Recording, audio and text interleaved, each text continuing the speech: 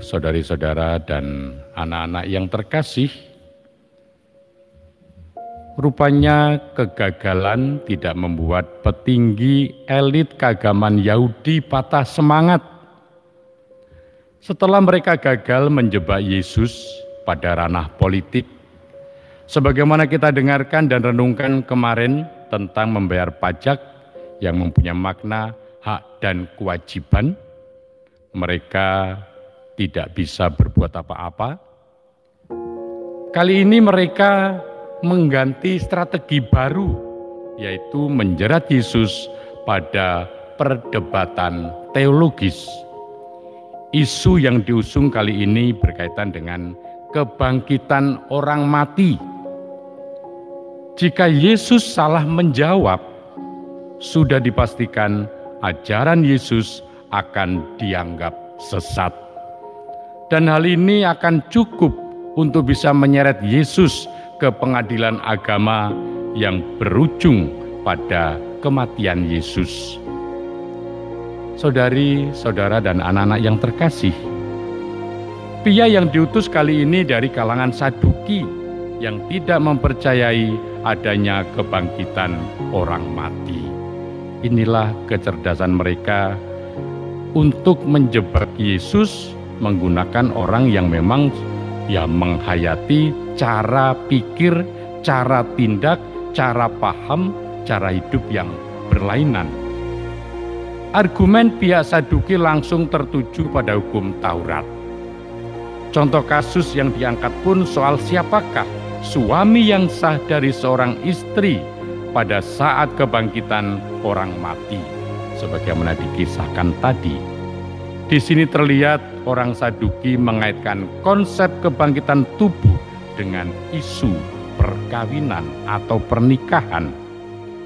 Jebakan yang dipasang oleh pihak Saduki kepada Yesus sangat mematikan. Jawaban Yesus menjadi sebuah pertaruhan besar atas dasar seluruh ajaran dan otoritasnya sebagai guru juga sebagai anak Allah. Bapak, Ibu, saudari-saudara, dan anak-anak yang terkasih, dalam hukum Taurat, pernikahan levirat menjadi ketetapan Allah. Bapak Ibu bisa membaca dalam kitab Ulangan bab 25 ayat 5 sampai dengan 10 bagaimana digambarkan, diceritakan di sana pernikahan levirat ini yang memang mempunyai makna yang sangat baik untuk kehidupan pada saat itu. Hukum ini diatur demi kelangsungan marga dan penghapusan aib keluarga tersebut.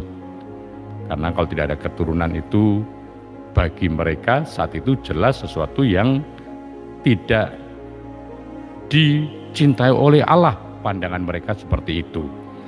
Dengan mengambil kasus ini, apakah pihak Saduki kurang memahami sabda Allah?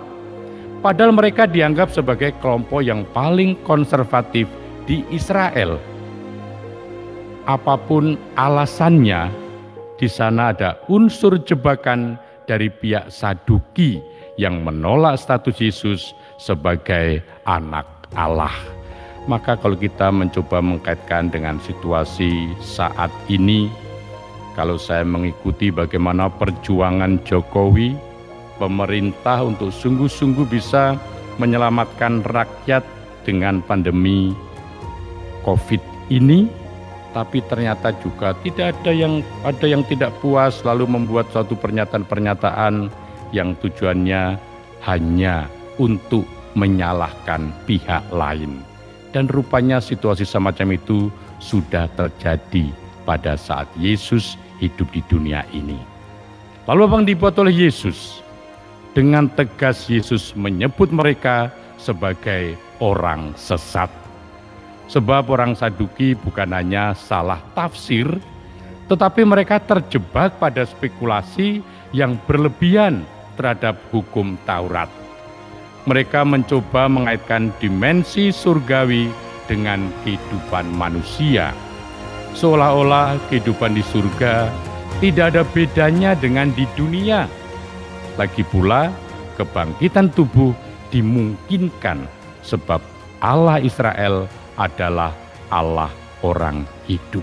Maka Bapak Ibu, sebagai permenungan untuk hidup kita diharapkan waspada terhadap ajaran-ajaran yang menyesatkan, yang acap kali juga berlindung di balik kedalaman dan kebenaran sabda Allah, dengan membuat dasar-dasar sabda Allah, lalu membuat pernyataan-pernyataan yang ternyata juga bisa menyesatkan. Kalau kita tidak hati-hati, bisa masuk ke dalam kesesatan yang sama.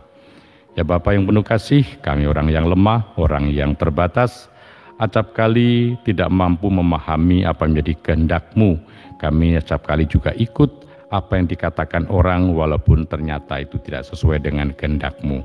Maka limpahkanlah rahmat-Mu kepada kami, supaya kami selalu menggantungkan diri kepadamu, percaya kepadamu, percaya kepada yang Kau sabdakan, dan kami juga mampu mencintai Engkau, seperti Paulus yang penuh semangat dalam mewartakan sabda dan bahkan mengatakan supaya jangan takut, dan itu juga dihidupi oleh Carolus Luanga. Semoga kami pun mampu meneladani mereka.